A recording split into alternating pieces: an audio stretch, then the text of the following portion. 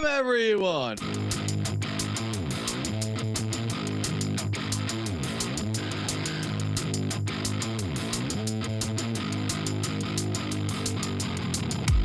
What would you do if you had my life? Work like me, had them stripes. Would you go hard just to have that ice? But I just fell trying to have that price. Getting your cooking about to add that spice. Nowadays, dudes never had that fight. When it push bill, better burst your pipes.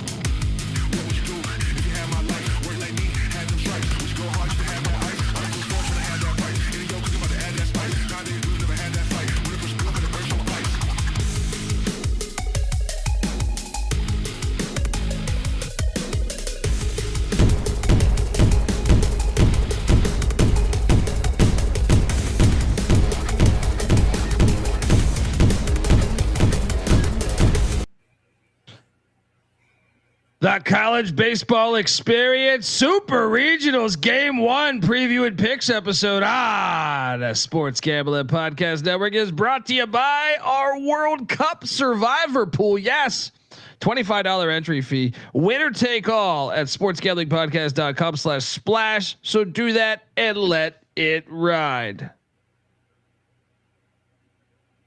What's up, everybody? You're watching SGPN.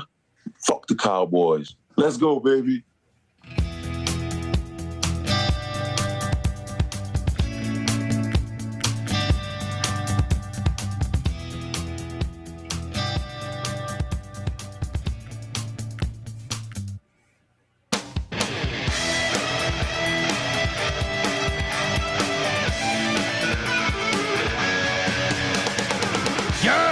Yes. Woo! Welcome to the College Baseball Experience preview and picks episode for the Super Regionals Game 1. The road to Omaha continues, gentlemen. YouTube.com/the College Experience. Hit that like and subscribe button because we're building an army here, and you're invited. You're invited, folks. If you're wondering who the hell you're listening to, that is a fair question. My name is Colby Swinging Database Dan, aka Pick Dundee. That's not a pick. This is a pick.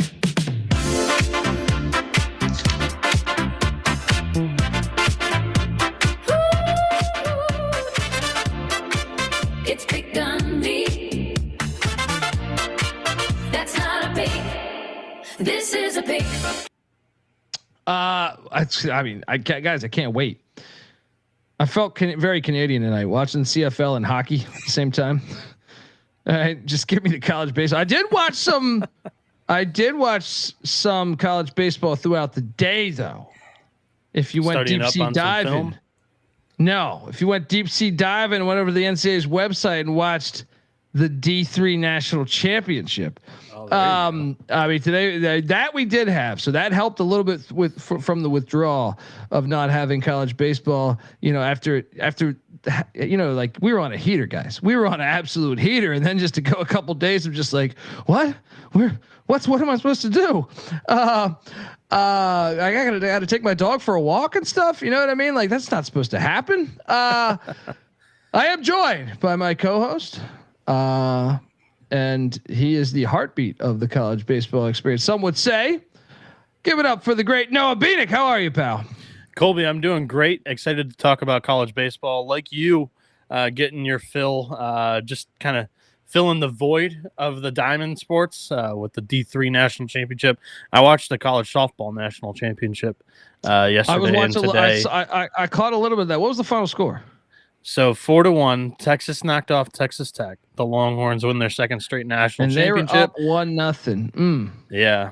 Texas Tech was up 1-0 going into the fifth inning, end up blowing that lead. But Texas now has a chance to sweep the Diamond Sports this year in the Division I level.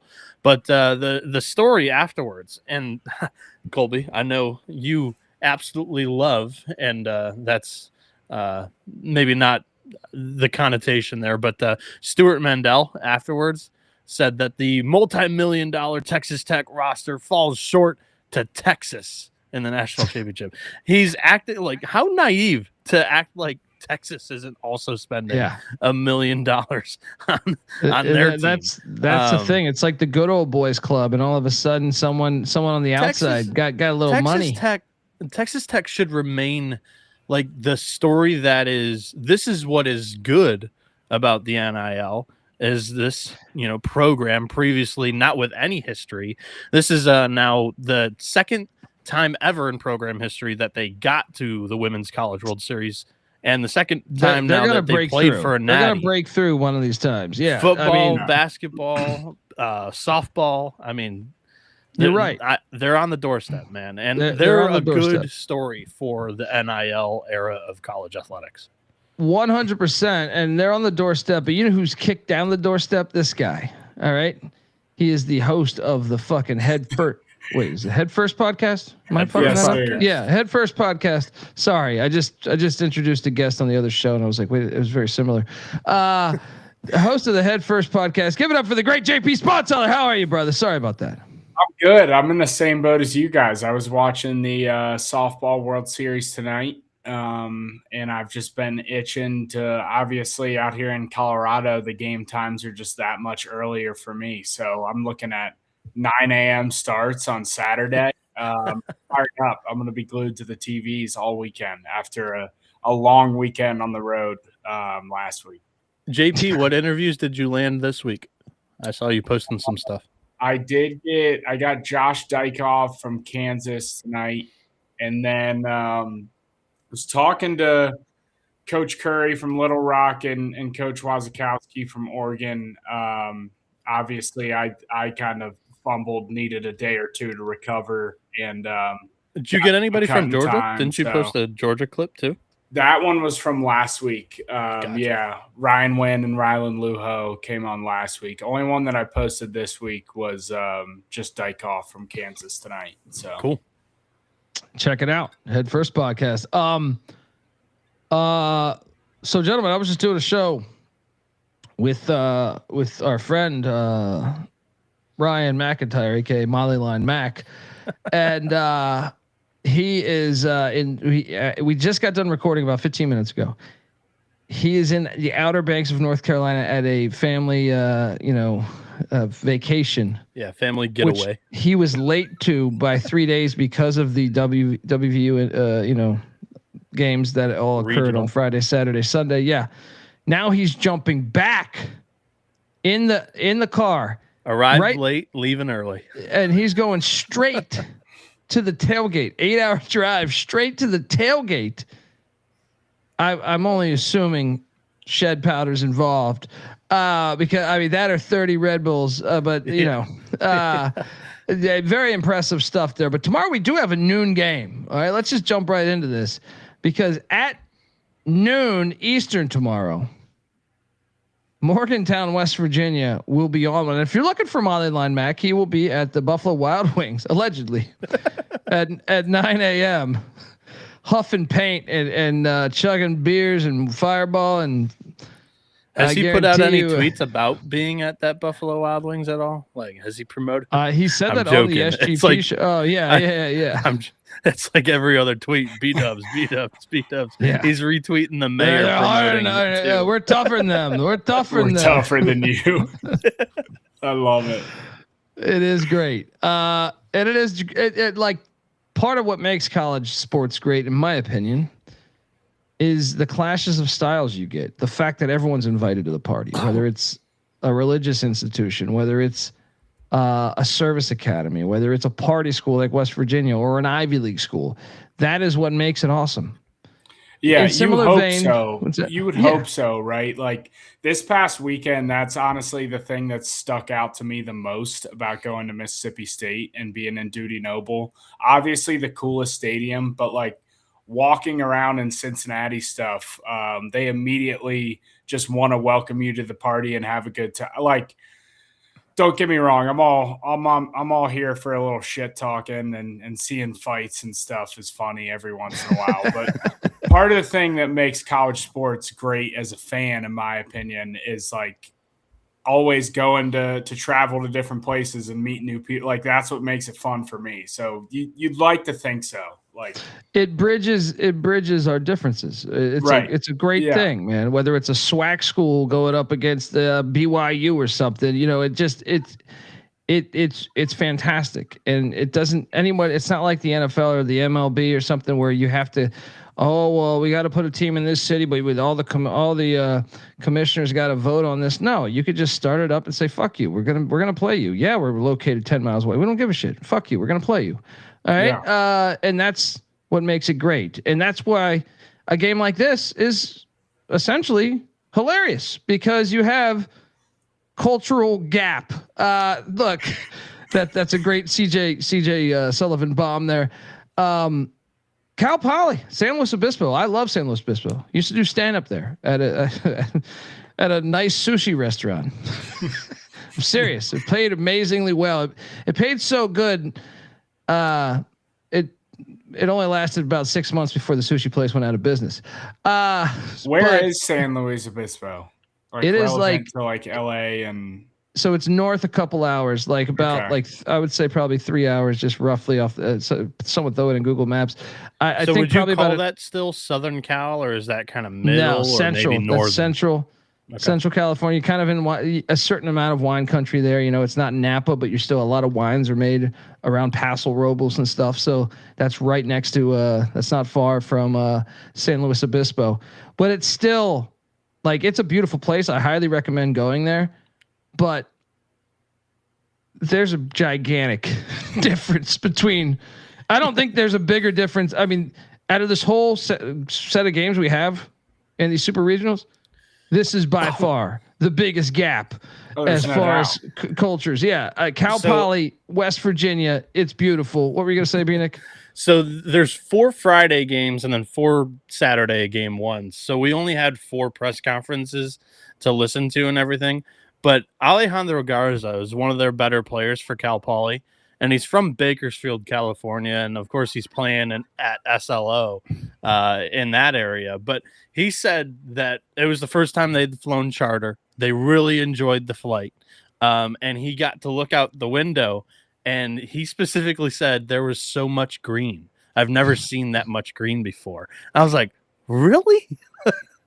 Yeah. So, I mean, California is an interesting state because you have like a ton of different, like it's just way different. It's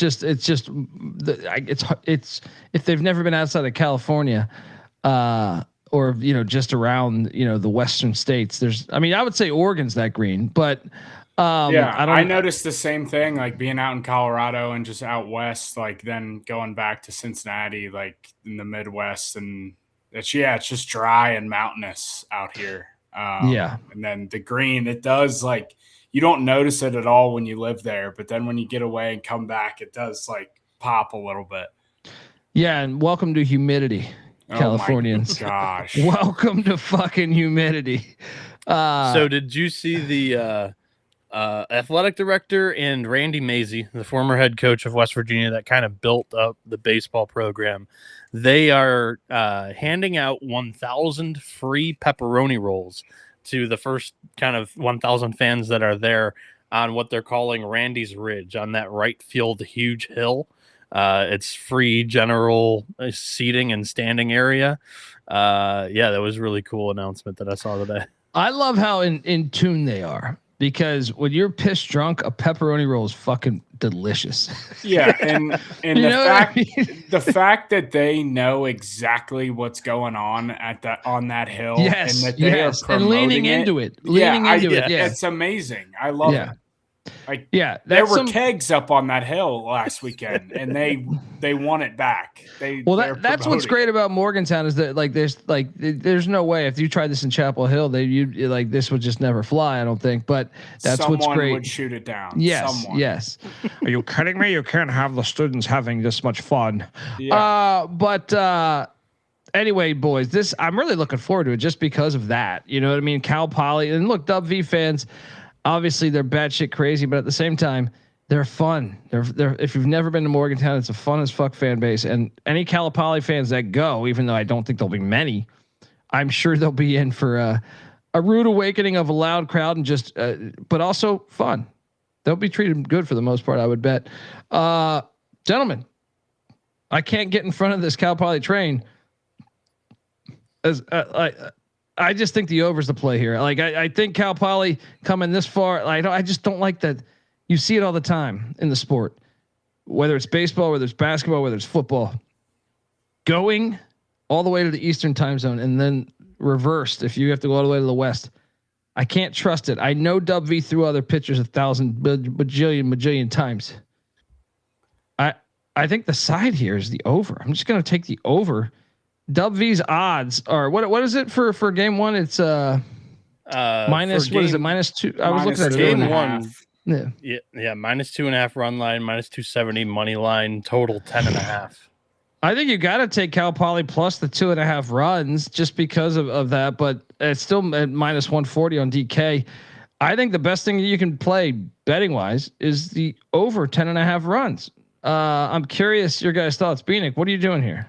Yeah, attacking it the same way. Cal Poly run line here, and the over. I don't think Griffin Ness is an arm that West Virginia hasn't necessarily seen. He's just one of those West Coast sturdy right-handers that's very consistent, going to limit hard contact, induce ground balls. And I think you're going to get a solid 5, 6, 7 innings out of Ness. And for West Virginia, like we've mentioned previously on the super regional series picks episode, there was not a slam dunk game one starter here. They announced that they're going to start Chanson Cole, who started the game on Friday against Binghamton. He threw 6 innings. It was great. He had 10 strikeouts, 0 walks, only 1 earned run. He threw 94 pitches. And then he came back in game 7 on Monday night against Kentucky and threw 36 more. So this is a guy now that's on 130 pitches over the last weekend, coming back and throwing here on Friday on 4 days rest. I don't think you're going to get more than 6 innings out of Cole either. This is going to turn into a bullpen game. And I think that should favor Cal Poly. I would love a Cal Poly money line sprinkle, but like Colby's already mentioned with the body clocks, I'm not totally convinced in that. So I am on the run line and the over. JP, how about you? Yeah.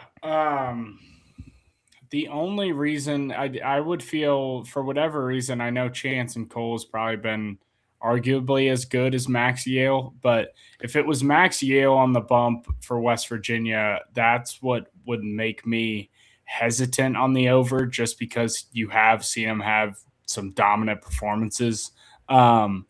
Here, honestly, I get being on the +2.5, but if I had to pick a side, I might take the Mountaineers rallying here big in game one and a noon game for the Cal Poly boys. I would take -2.5 for the Mountaineers. And then probably that over as well. West Virginia, their bullpen, it seems like they've only had a few guys that they really can rely on. And a lot of those guys threw a lot last weekend. So I think they have the balls to come back and they're going to take the ball again, but obviously going to be a little bit tired and still resting up. So I don't hate that over either. Yeah, I like that over. Shout out to Ronaldo Turnbull, who says, who can name Cal Poly's most famous baseball alum? The Wizard, Ozzie Smith. And also shout out to Ronaldo Turnbull. I get your reference. You must be a West Virginia guy, the former New Orleans Saint. Turnbull's saying Ozzie Smith will be at the game. Wow. That's pretty cool. There's no way you're the real Ronaldo Turnbull, right? Because I remember you balling out for the Saints. Anything else you want to add to this game? I can't wait for this game. I mean, I wish there was a side that I liked more. I'm going to take the 2.5, but I think the over is the one I just feel most confident about. Anything else you want to add, Benik? No, I think we covered this very, very well, with also the element of Moneyline Mac being boots on the ground. So we've got this super regional very covered. You're going to want to follow his Twitter page, I imagine, at Moneyline_Mac, because the debauchery will be shown at its finest. All right, look, before we get to the next one, I do want to let the good folks know that the College Baseball Experience is part of the Sports Gambling Podcast Network. And in honor of the World Cup, the Premier League Gambling Podcast is now, for the next, 6 weeks or 5 weeks, it's now the World Cup Gambling Podcast. Group previews, and daily picks for the World Cup. Plus, we're doing a World Cup survivor pool, $25 entry, winner take all. Sportsgamblingpodcast.com/splash. Use the promo code SGPN for $20 in quick pick entries. No deposit required. So once again, remember, the Premier League gambling podcast is going to be the World Cup gambling podcast for the next 5-6 weeks here. So jump around. Let's go. Jump over there, do that, and let it ride. We're also brought to you by the Circa in Las Vegas. If you haven't been to the Circa, oh man, it's heaven. We go there all the time. Shout out to the great Derek Stevens. But man, the Circa, they have the greatest NFL handicapping contest, and it is back and better than ever this year with $30 million in prizes. Yes, $20 million for the Circa Survivor, $6 million for Circa Millions, and $4 million for the Grandissimo. Sign up in Nevada and play from anywhere using our official proxy, Football Contest Proxy. Head to footballcontest.com. Use the promo code SGPN to get $50 off your proxy fees. Do you have what it takes to become a football millionaire? We're also brought to you by Underdog Fantasy. Underdog's putting up $1 million in their Steal the Pot promotion. Yes, make a pick with the finals, steals leader, and walk away with your share of the pot. Underdog has just increased their payouts as well. 2 pick entries now at 3.5 times the rate, and 3 pick entries now at 6.5 times. Underdog's got a brand new offer for new customers as well. Play $5, get $50 in bonus funds when you sign up with our promo code. That is TCESGPN. So do that and let it ride. All right, we are back. And now, so I'm just trying to walk the audience through this. This is a noon. We're not expecting any rain. Anyone done a rain check? Because we're going to go right into Chapel Hill, North Carolina, Bosch Hammer Stadium. The only places that I think are really expecting rain this weekend are the 3 Alabama Super Regionals. All right, good to know. The Trojan men of USC are heading into Chapel Hill, North Carolina, Bosch Hammer Stadium for the Chapel Hill Super Regional. The odds that I currently see on DK has North Carolina at -1.5 runs at +120, by the way. USC at +1.5 at -154. The over under at 9. If you like the Trojan men on the money line, they're +120. If you're just thinking Tar Heels on the money line, it's -154. This is one that I think I'm going to take a shot. It's kind of the same logic as Cal Poly. These California teams that got to play in the Eastern time zone. USC went 2-1 against Maryland, but man, they were tested. I just don't feel very confident in them going all the way across country, especially they just came back from College Station. Carolina kind of cruised, to be honest. I was there. I'm going to lay the 1.5 runs here. I'm going to take that at +120. I mean, I guess you could entertain me at the -150 as well, but I think that's the play I like here. I think I would also jump on the over 9 too, if I had to. Benik, what are you doing here at Bosch Hammer? Not crazy about the over. I like the USC side here. They've got the potential, probably favorite to be the national pitcher of the year on the mound in Mason Edwards. This is one that we were able to get confirmed from press conferences and whatever. And he's coming off of one of his worst starts in the last month against Lamar. But on the year, he's got a 1.85 ERA, 92.2 innings, and 164 strikeouts. I think we're due for a big bounce back. Just absolute. Dominant performance from the Southpaw here against North Carolina, because that's how he's been for most of the season this year. Whereas North Carolina, they threw off last weekend. They threw Ryan Lynch against the 4-seed VCU, and then Jason DeCaro, their ace, threw on Saturday. And Ryan Lynch has been less than superb in his last couple of starts here. 4 walks against VCU, 3 walks against Pitt, 4 walks against NC State, and 6 earned runs in that game. Then only 3 strikeouts and 2 walks in 6 innings against Pitt. Only went 3 innings against Duke. That's 5 straight starts that haven't been like super convincing. His best one was the last start here against VCU. I do think USC's got the edge on the mound in game 1, which makes sense as you look at their series price, and they're a big dog to win the series, but they're only plus 120 here in game 1 with Edwards on the mound, and a lineup that honestly was ripping it really hot in College Station. Now, they didn't necessarily face as quality pitching as you'll see from North Carolina in this regional. I'm going to sprinkle a little bit on the USC side of things here at plus 120 to win this game. I also, have a little bit of them to win the series. Do I think it's necessarily going to happen? No, but lineups hitting really well. We see it all the time. It's more about momentum and which offense is hot rather than, what offense and lineup was best all year in the sport of baseball. Give me Southern Cal to go in and win a noon game first pitch here in Chapel Hill, JP. No. Noon for Southern Cal, you're saying. 3 p.m. Eastern. Okay. Yeah. Fight on, as Trojan Fight says there. Glad to hear that. JP, what are you doing here? Yeah, Benik made some good points, especially about the Trojans' bats heating up. I do think the Tar Heels definitely have better arms than A&M does, no doubt. But for me, it's as simple as Mason Edwards is on the bump on a Friday, and the Trojans are at plus money, and they just walked out of arguably one of the tougher environments in all of college baseball. So I think they're prepared for the moment. And I'm not confident in laying that minus 160, 70, or minus 1.5 on the Tar Heels.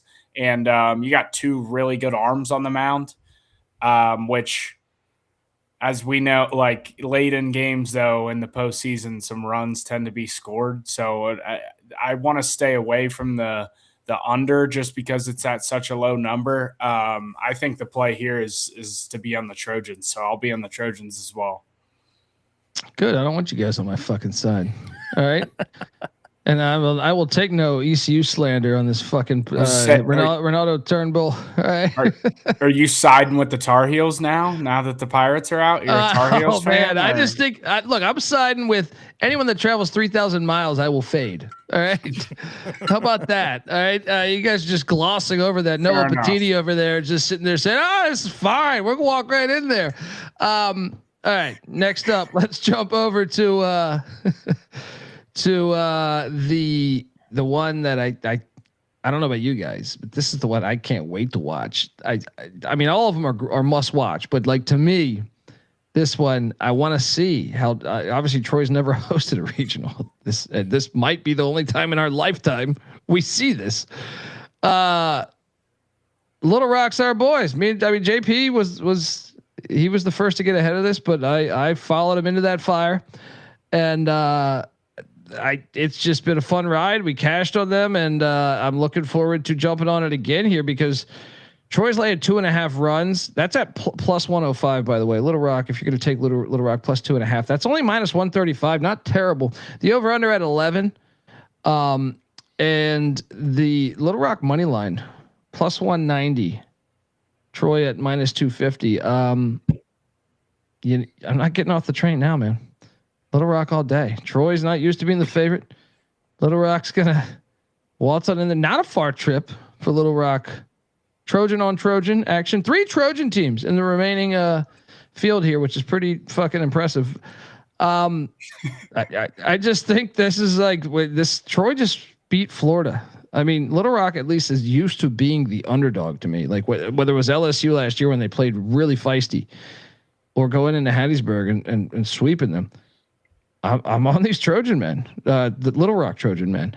JP, I'm bouncing it to you first here because obviously, to quote Hans Gruber in Die Hard, they're your white. Or that's not Hans Gruber actually. That's the cokehead guy. They're your white knight. Remember that? That's the best guy in Die Hard. The guy who's just like a cokehead who's just like, it's like trying to fuck Don McClane's wife. Anyway, he's my favorite character. I always wanted to see a spinoff of him. But what are you doing here? Yeah, I mean, there's no doubt I'm not hopping off the train now.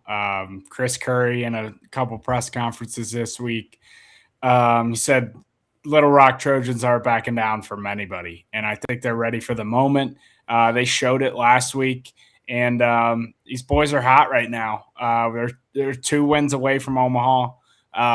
There's just no way I'm hopping off the bus right now. I actually got a little piece of the regional future, or the super regional future, plus 250. So I can't say that I'm going to get some action on this game as well. I might wait and save myself since I already have that piece. But yeah, I like Little Rock. I think the over under is at 11.5, and just watching Troy's bats last weekend, I don't think that's a bad play either.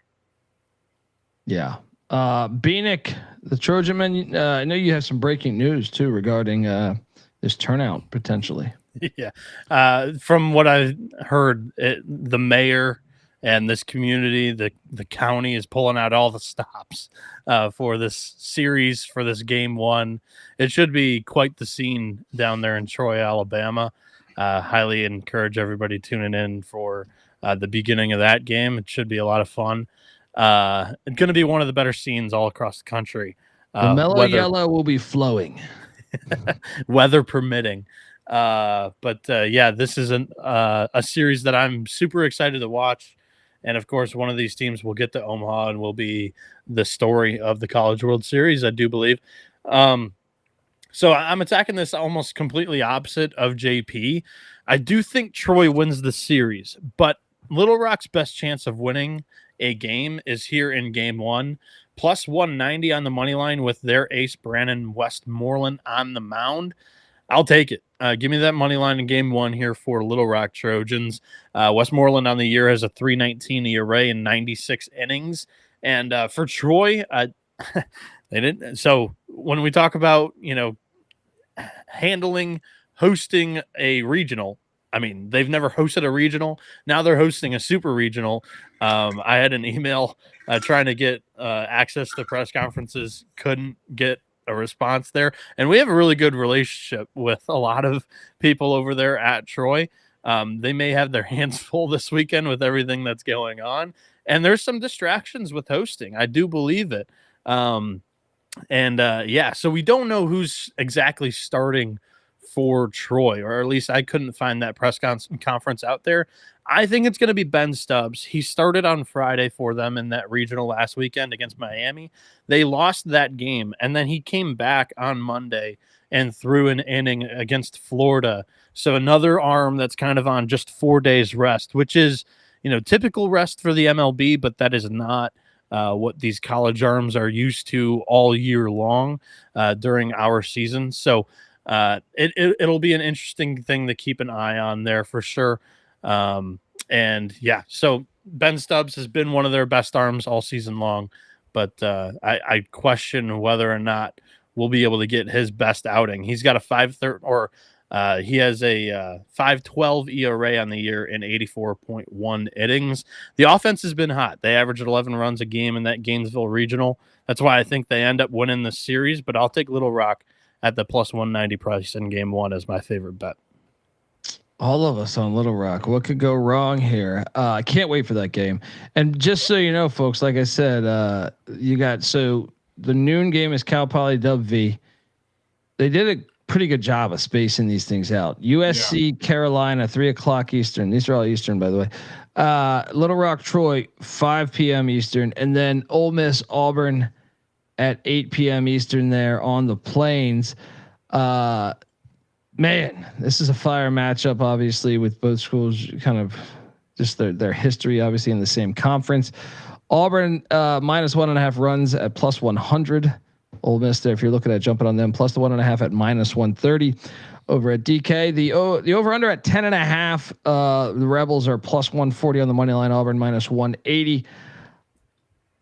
Well, I mean, they're my team to go to the Natty. It's crazy to think that after the first day when Milwaukee drilled them and Georgia Tech scored like 25 runs, I totally thought it was going to be the other way around, but they prevailed. Ole Miss coming back from Nebraska. Auburn's been comfortable at home.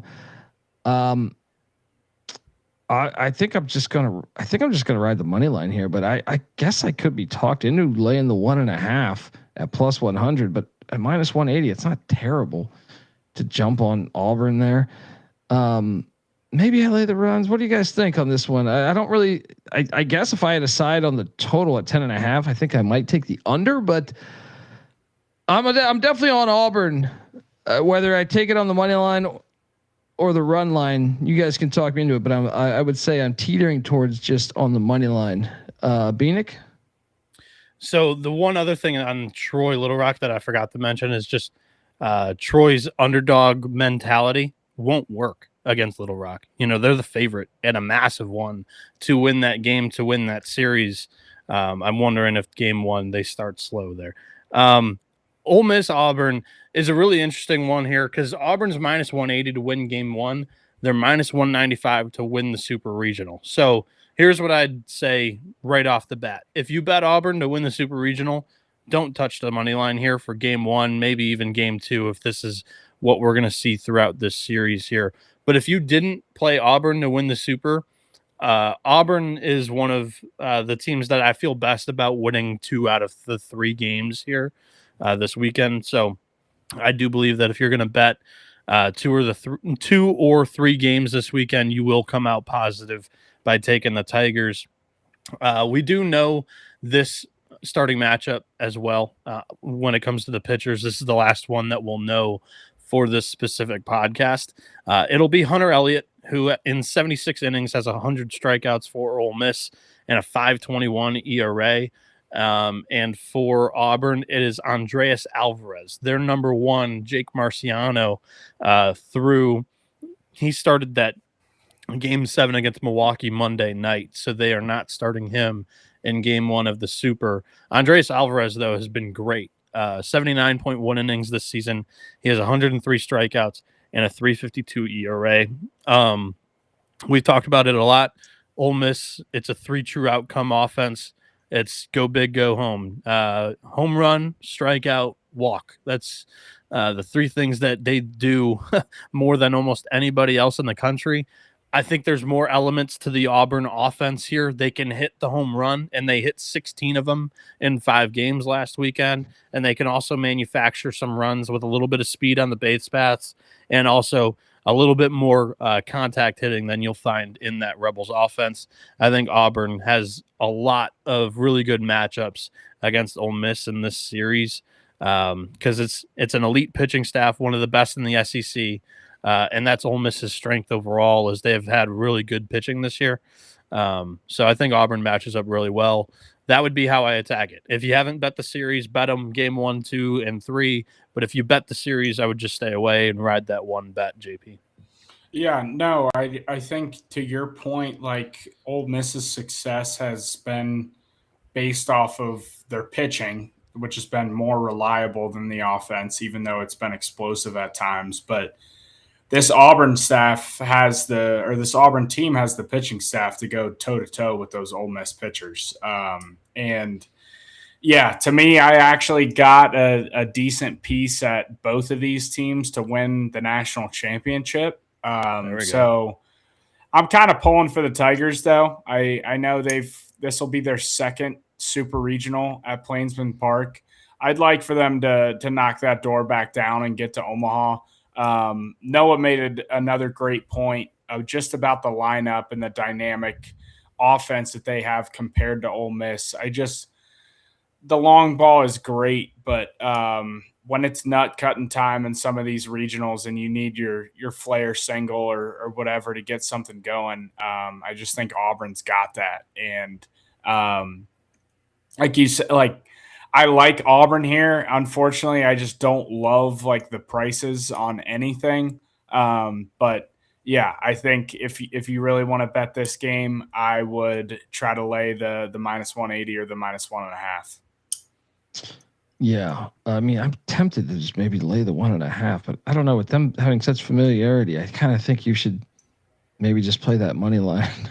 Just bite the bullet on that little bit of. The other thing is I feel really bad and scared fading big game Hunter Elliott. I mean, this is this guy's 5th or 6th year on the Ole Miss team actually, now, but 5th with the program. Let's say it feels like he's been pitching there for fucking ever. Won a natty for him back in 22 and kind of started his big game legacy then. And he's just the ultimate competitor out there. He's not going to light up the radar gun necessarily. He's going to go out there and compete. So that's another thing that kind of scares me in game 1. Yeah. Yeah, that's fair. All right, let's jump over to Saturday's action. So that's a fire Friday. Axel Foley Field there in Athens, Georgia. Get the fuck out of here. Mississippi State, Georgia. I mean, okay, this. I'm very excited to see this one. Wait, let me ask you this. What did I ask you this on the other show? Which SEC on SEC game do you find more compelling? I think it's this one for me. Like me, I will be tuned in more to this one,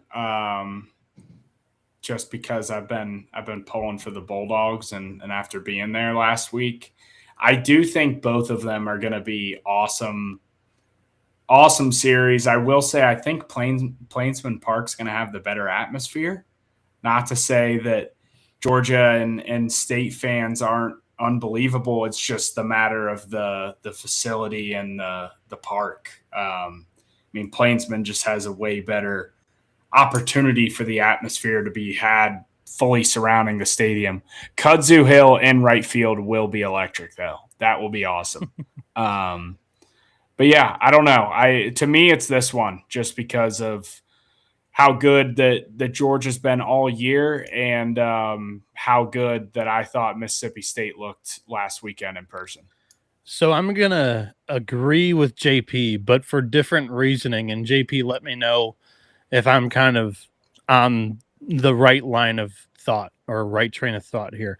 For me, like which regional I'm going to be locked in the most is I want to make sure that I have the best read on these teams' recent form entering Omaha that I can get.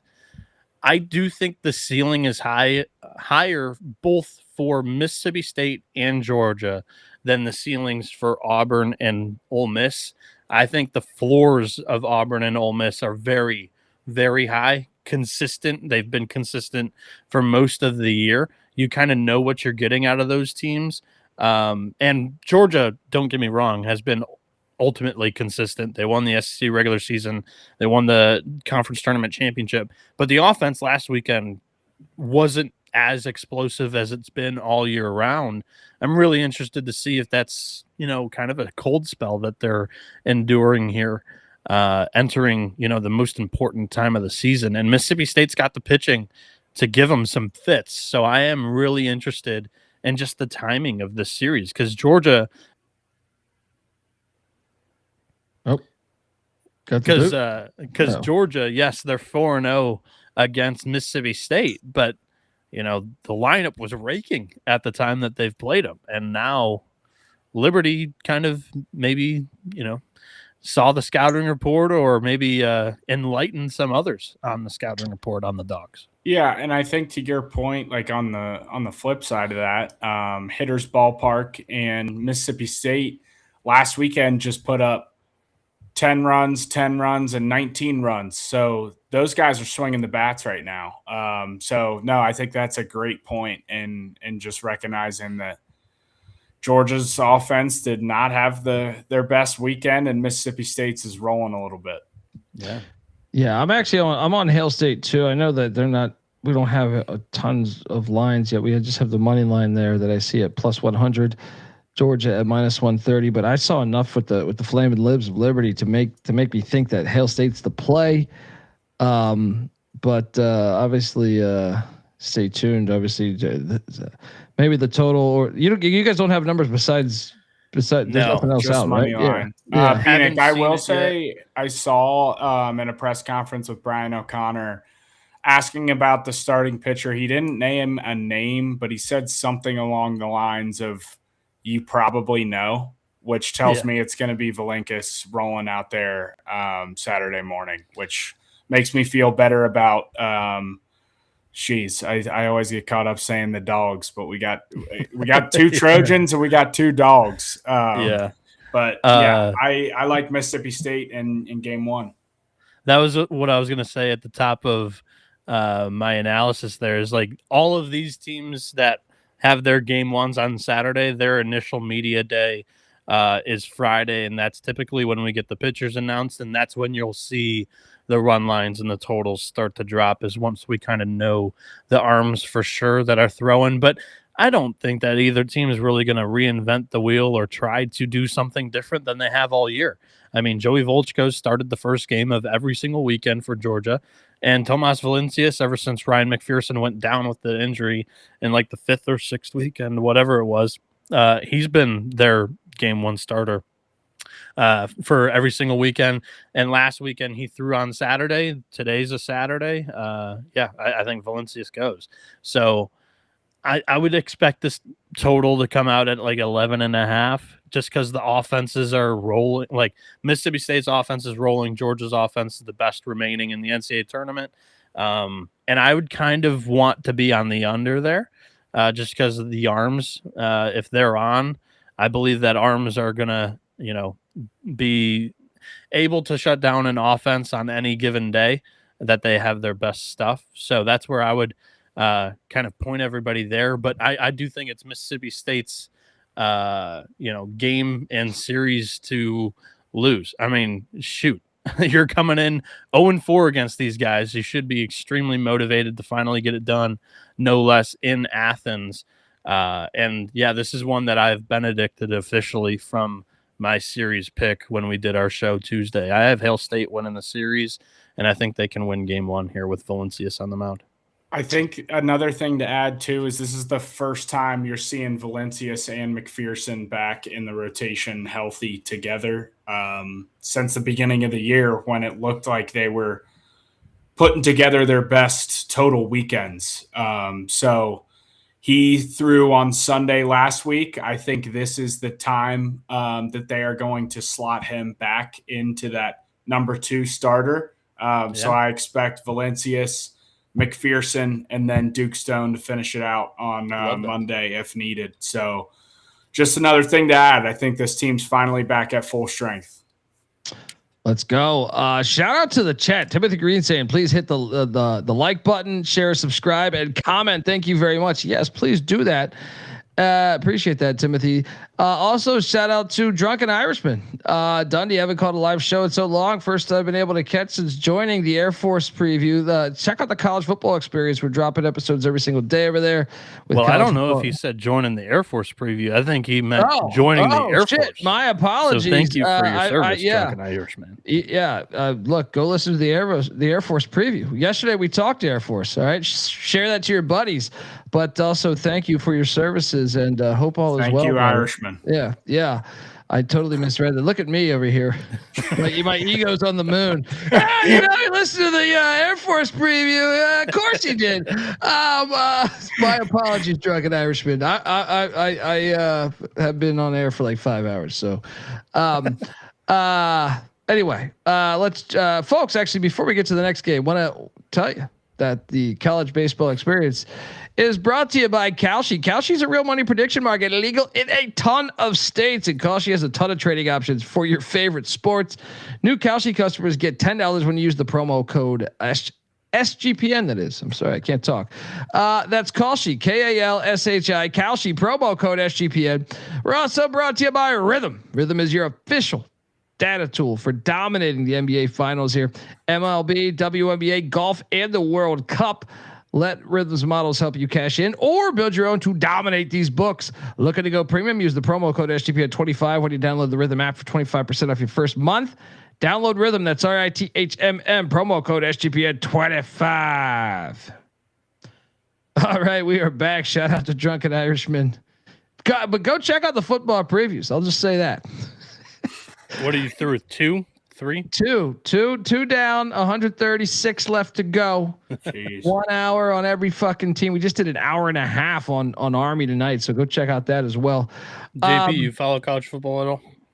I love it. Yeah, I love college football. Let's go. Dang. arguably, like, as much as I love college baseball, there's still nothing like college game day Saturday morning. I mean, I get fired up for, I would say, Benik, you live in Michigan. I grew up in Ohio. It's like, all we football. do. Yeah. I mean, come on, that's thank God you're a Cincy fan and not. Yeah. That was a sensitive subject for a second there. I would say, me. I've been at the past couple games in Ann Arbor, and I got maize and blue on. So when you grow up around Ohio State fans and you're not an Ohio State fan, you grow to absolutely hate them. One of my best friends went to Ohio State, so we ended up hating him just because he was obnoxious as fuck for everything. Everything. Yeah. Literally everything. You could literally have a conversation about, like, I don't know, like you could be talking about like Russian food, and you could somehow tie it back into the Ohio State is the greatest university of all time. Yep. Anyway, shout out to any Buckeyes listening. I know John's in the chat. He's like, fuck you, Dundee. Oklahoma and Kansas. For a second, I almost said Kentucky. Just because that KU, you're trying to trick me. You're trying to, would you reverse the UK logo? This is going to look, I got an idea. You guys should like be in a conference together. Call it the Big 8. Be really cool. You guys can play each other. Like you guys, the states are right there. It's a cool concept. This place is going to be absolutely bonkers. Besides Morgantown, I know Auburn packing a decent punch too, but this one I think is going to be pretty fucking fire, especially knowing you get your arch rivals that kind of fucked up your money when they left for the SEC. These bastards, Oklahoma. Gentlemen, Oklahoma to me has a horseshoe up their ass. I know we don't have full on odds for this, but Oklahoma, I know we talk shit about them and then they look great. More so you guys, but they're plus 125 on the money line. Kansas is minus 160, but I'm okay on a minus 160 here. Give me rock chalk all day. Jayhawks going to stick it to Oklahoma. Benik. Yeah. So first off, this is a great photo of last weekend, Lawrence Regional at Hoagland Ballpark here, where they set attendance records on Saturday, and then they had the second most people ever at a game on Sunday, and they are expanding seating. So with this photo, actually, I'm going to enlarge this real quick. Out there in right field, they are putting like a double-decker bleacher seating over there. So that's going to be really cool. And then just off the left, on the foul line here down third base side, they're removing the visitors bullpen and they're adding some general admission standing room only area there for more fans to get in. So I'm highly anticipating them breaking more attendance records here on Saturday for game 1 of the Super Regional here. Now let's talk about the game and actually handicap this real quick. This is the same type of deal as Auburn Ole Miss. Game 1 here, Kansas minus 160 to win the Super Regional. If you go and look at Lawrence Super Regional prices, you're going to find them at minus 160, minus 170. So if you have them to win the Super Regional, I would stay away from the game-to-game money line bets. But if you don't have them in the Super Regional, I do think that Kansas has the edge in almost every matchup that Oklahoma is going to toss out there. This is a Oklahoma team, like Colby mentioned, has a little bit of a horseshoe up their ass. They're a team that is going to trot out 3 freshmen in all 3 games as starting pitchers. I mean, if that works and they get to Omaha, it's going to be a hell of a story. Truthfully, I do not think that will end up working out and as lit of an atmosphere this is going to be. Especially with their third starter, who just started his first game of the season last weekend against the Citadel in that Atlanta Regional. So I do think that Kansas has the edge, especially with Dominic Vagley, who has been excellent in his last 6 or 7 starts here for Kansas. Oklahoma did already announce Cord Rager going, and he's been their best starting pitcher, their most consistent all year long. He is a freshman though, and this is a huge road environment that he's faced these in the SEC. It's nothing too daunting, but at the same time, it is a lot more fanfare than Georgia Tech had last weekend. So I'm on Kansas for any game in this series, money line wise. I think they win the series. After this specific game with Dom Vagley, Cord Rager, every matchup that could possibly happen between the starting pitchers, I think we should see overs and runs galore in the Lawrence Super Regional, JP. Yeah, totally with you there. After game one, a lot of runs scored, but I'm all over the Jayhawks. I jumped right on this one when it opened at -150, actually, and mentioned I just got done talking to Josh Dykoff, their first baseman, and I feel that much better about it after talking to him. Just talking about the environment and the energy that's going on in that campus and program right now. It was one thing to be able to host their regional, but now to host their first ever super regional, they're expanding the seating. This place is going to be electric. And yeah, I think it's the Jayhawks year. I think they kick down the door and get to Omaha. I'd be on Kansas in any which way you want it. Series, game by game, all over the Jayhawks all weekend. Crank the hog, as the kids say. Yes. Crank the hog. Yes. So Rock Chalk, we're there. Let's jump over to Austin, Texas for the Ducks and the Horns. What is Stu Mandel want to say this one? Neither of these schools throw any money into their sports. I am excited to watch this game though, because I don't. What was more impressive? The first round. Could you make an argument that Texas's was a little more impressive? I don't know, because Oregon State's depleted injury wise. Wazoo, I feel like was fortunate enough to be there. Dude, their offense, Wazoo's offense sucked. Yeah, and Yale came 3,000 miles away. Yeah. So it's like, who had the easier path? I think both of them had easy regions. I'm going to say it. Yeah, Oregon getting the 11 seed and that draw compared to some of these other teams, like, come on, dude. Like, especially,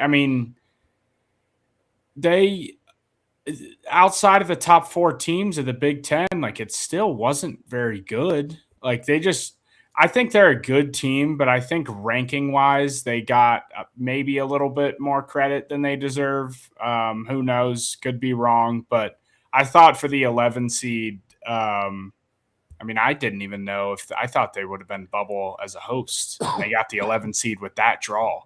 Yeah. We're giving Kansas, the Big 12 champs and tournament champs, the 15 seed, and throwing Arkansas and Missouri State in their regional. Like, I thought that was a little messed up, but yeah, I think you're right. I think you're spot on there. By the way, shout out to Jay North giving us $5, and he says donating because JP said it best: the hatred bred in Cincy for Ohio State will never ever die. Play Cincinnati, you cowards. Amen to that. Yes. And shout out to DJ 3000. Is this the real Moneyball? It is. JP's the Billy Bean. I am the who's that fat kid? Peter Brand. Yeah. But I couldn't think of his name. What's he do, Pete? Yeah. He gets on base. You know what I'm talking about, the kid in the movie. He's not fat anymore, but he was fat. You know what I mean? He ran around a bunch. But anyway, you're checking out the real Moneyball here. Horns down always, says Timothy Green. Look, I'm always horns down as well, but I tend to think they're a little more battle tested. So obviously we don't have there's nothing that I'm trying to remember what it was. What is their current money line odds? It's something crazy, right? It's -238. So I can't say that I like that. I think Texas is I'm probably gonna play Texas on the run line. I don't know. I needed to see, but I don't know how good Oregon really is. Benik, you're Noah Petiti. What are you doing here? Yeah, I do think that series wise, Oregon's getting a little disrespected here on that plus 240 to win this series. The way that they've been pitching it down the stretch of the year, this past month, their starting trio of Will Sanford, Cal Scolari, and Miles Gastala will match up with anybody in the country. The one advantage Texas does have over that Oregon trio is like one of the nation's best aces in Dylan Valanis. He'd be favored over anybody. I think this is a really important decision for Oregon, who they're going to start in this game against Valanis. Will Sanford's been Oregon's best arm all year. If you run best on best here, that doesn't necessarily set you up best to win the series. So if that comes out to be Cal Scolari starting game one, I really do think that you're going to see Oregon kind of plus 140, plus 150 in games 2 and 3. And that's where you can sprinkle a little bit on either the Ducks money line or the run line to keep it close against Texas in some low scoring games. I do think this regional is going to be relatively low scoring all the way throughout in both or potentially all 3 games. I do think Texas wins game 1 with Valanis on the mound, and their offense had a little bit of question marks from me personally entering regionals. Had a couple of nagging injuries that they went into it with, and Ruger Riojas, one of their starting pitchers, was coming off of it was tendonitis in his arm, and he threw well. So I think they kind of axed any questions that were on the Longhorns that weekend. So I do think Texas ultimately wins the series, wins game 1 here. Oregon should keep it close. That's why I think unders throughout the series and some run lines plus 2.5, plus 1.5 on Oregon are the way to look here in this one. But no money line bets on Texas here throughout from me. Yeah, I think tough one to bet. I kind of see this one the same. I respect Oregon. I've said it all year long that I think if Texas can remain healthy all year, that they will be back in Omaha, and they have done so. Things have aligned up even better on Fridays. Moving Valanis into that Friday role has worked out very well. You just simply can't fade that guy at home on a Friday in a super regional. I think this is the year Texas gets back to Omaha under Schlossnagle. And, yeah, I mean, I'm on the Longhorns. Tough game to bet. What I did just place, though, and I know it sucks having a bet running on 2 days, but I did just parlay Texas money line with West Virginia. I feel like those are my 2 favorites that are not bettable on the money line that I don't really necessarily want to mess with the run line at all. So that got me to even odds. So that's what I'll be doing in this one. Yeah, it's not bad. I might join you on that. Next up, let's go to Tuscaloosa. Because this one scares me. That's why. Oh yeah. I mean, I actually was thinking about this. I haven't thrown it in there yet, but I think I'm going to parlay Little Rock to win the series as the Johnnies are taking on Alabama. And I think in a similar vein that we talked about with Oregon, you could kind of say the same thing for Alabama, except they've been more battle tested throughout the season because they're in the SEC. But I don't know if they look good, but I'm like, what did that mean? You know what I mean? Like the teams they ran through, like what did that really mean? Whereas the Johnnies, I thought looked fucking good, man. I mean, not that Bama didn't look bad, or I'm sorry, didn't look good, but guys, the Johnnies, you guys were on the ones on this, or Benik was on this. Like, I'm gonna buy some of the stock on the Johnnies. I think they could be live, especially game 1, but I might do this situationally game by game as well. Benik, are you going to continue to ride the Johnnies? Yeah, I will. And we've talked about this on Tuesday's episode when we kind of recapped the regionals and then picked each series. I've looked at this further. Dude, so Alabama played 3, I would say, not super competitive games all the way through the 9 innings or extra innings against Oklahoma State that they did play. So I wasn't necessarily locked in on their 3 games. In 3 games, Alabama made 8 errors. And it's unbelievable that, as athletic as this team is, that they kick the ball around so much defensively. And we saw St. John's put the ball in play against an elite pitching staff in Florida State. And I think if they can apply some game pressure, whether it's a little bit of small ball running on them or just putting the ball in play, like Alabama's not a fundamentally sound defense for whatever reason. So I do think that St. John's can be scrappy in this series. The offense really came to play last weekend in that regional, and the pitching's been the strength for this team all year long. Evan O'Leary has been their best arm, or not Evan. I just combined the 2 starting pitchers. Liam O'Leary and Evan Chaffee have been, really good 1-2 punch all season long in the Big East. O'Leary's been one of the most used arms in all of the country. 91.1 innings. He's got a 3.55 ERA. And Chaffee's got 83 strikeouts and 81.2 innings with a 4.85 ERA. Both of these guys excel at limiting hard contact and inducing ground balls.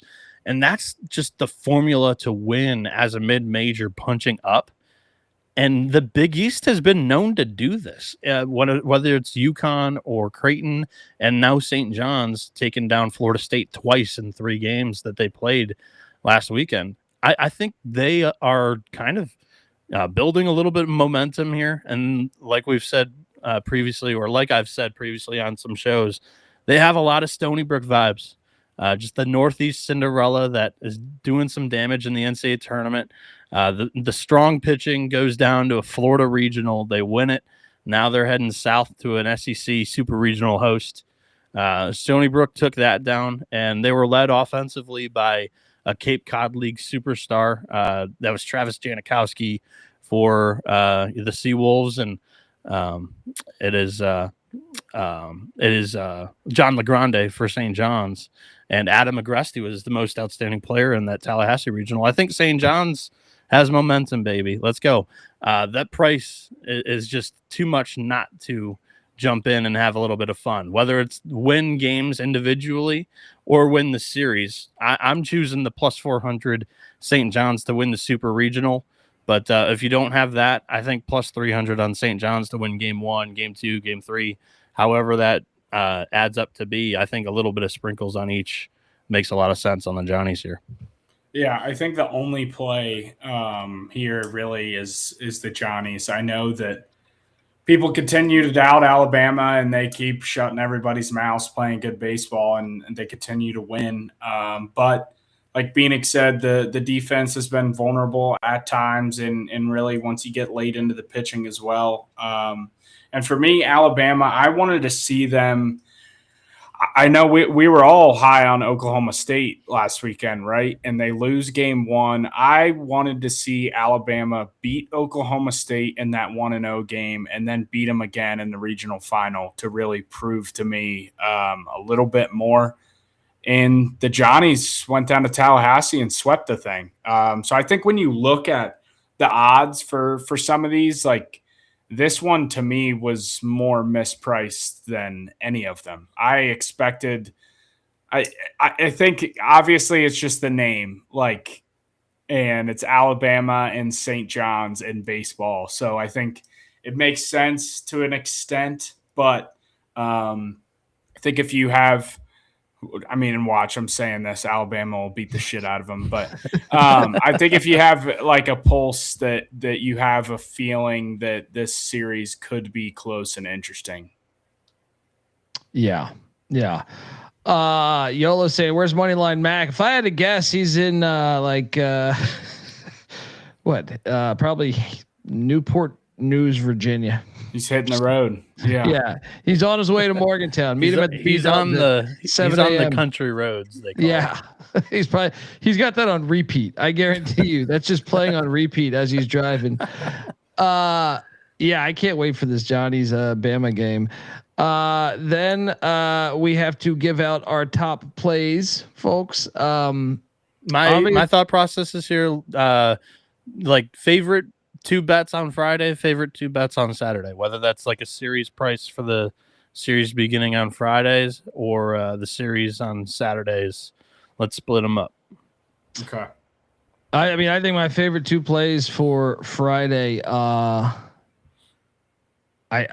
think the Little Rock plus 190. I'm jumping on as I'm just going to give you a dog there that I really enjoy. I'm going to play the Auburn minus 180 as well, and I'll throw out a third as the total over in the Cal Poly Dub V game. For Saturday, I think it's Kansas. And I don't want to say Texas. I want to see. So I'm going to say Kansas and St. John's are the place I like. Plus 300 on St. John's money line. What are we doing? Might as well sprinkle that. Benik, how say you? All right. So for Friday, I am in agreement with you on the dog being Little Rock in game one, with a lot of distractions and pressure on Troy having to host for the first time in their program's history. And all year long, they've played the underdog role, scheduling a top 3 non-conference strength of schedule, going to Gainesville and knocking off Florida twice. They've had to be the underdog.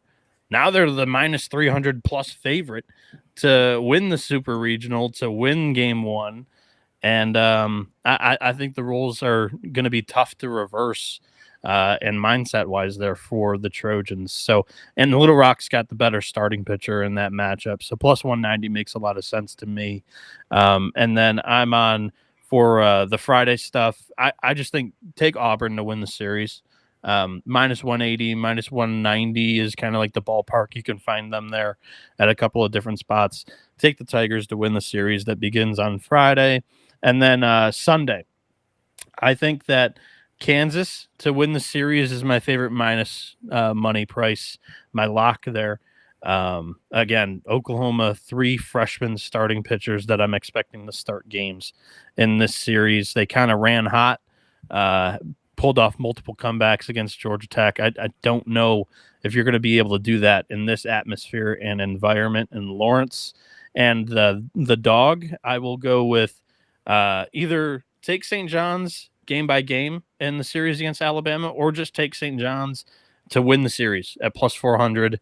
They're my favorite dog to win a series this weekend in the Super Regionals. JP? Yeah, Friday, I will start you with the Little Rock Trojans. Can't get off that train, plus 190. I'm all over that. And then also Auburn.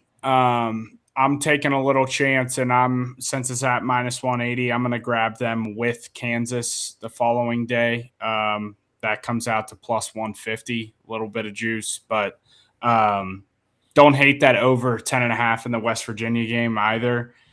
Saturday, I'll point you to the Jayhawks. That's my favorite pick of the day. And then the dog, we all picked them. No one said it. Feel like you guys are getting a little timid over there. Mississippi State Bulldogs, 11 a.m. Those boys are hot right now. So give me them. Let's go, folks. That is our show. Obviously, stay tuned on Twitter at TCE on SGPN or YouTube.com/The College Experience, because we will try to bring you as much content as we can. What's that? Say one thing. Shout out to Double Vision. We did not mention Wes Johnson and Trey Phelps for Georgia. Well, Wes Johnson will coach. He's not suspended, but Phelps is suspended. How is he not suspended? Wes said it in his post-game presser Sunday night that he's not. Can he suspended appeal game, that or something? Trey cannot appeal the suspension, but Wes can, right? Yeah, the only way the manager or the head coach in college baseball gets suspended is if they make contact with an umpire, or I believe it's you argue balls and strikes. So that'll result in it, or argue replay challenge. Those 3 things I think will get you the suspension. Which I think Kevin Schnall did 2 of those 3 things. I was about to say, but Eric Backett might have something to say about this shit too.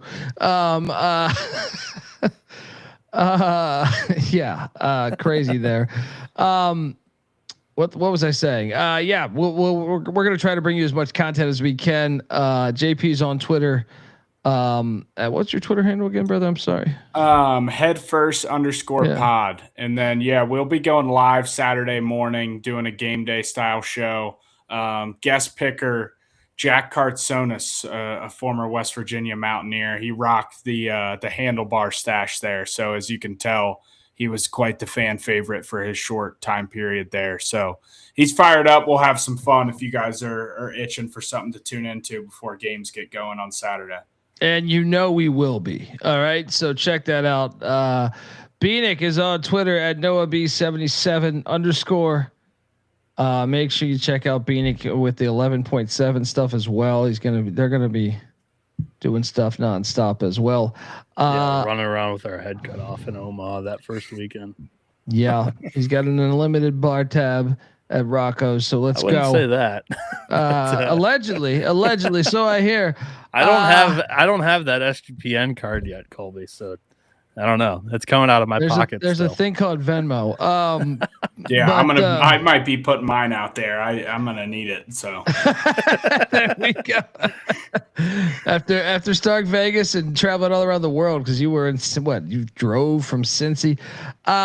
Folks, I'm on Twitter at @DColbyD. The College Baseball Experience is on Twitter at TCE on SGPN. We appreciate you tuning in, and please hit the like and subscribe button.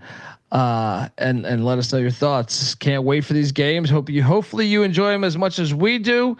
Till next time, folks. This is the College Baseball Experience. You better start thinking about yours. And we out of here. Run and shoot. We can really run and shoot.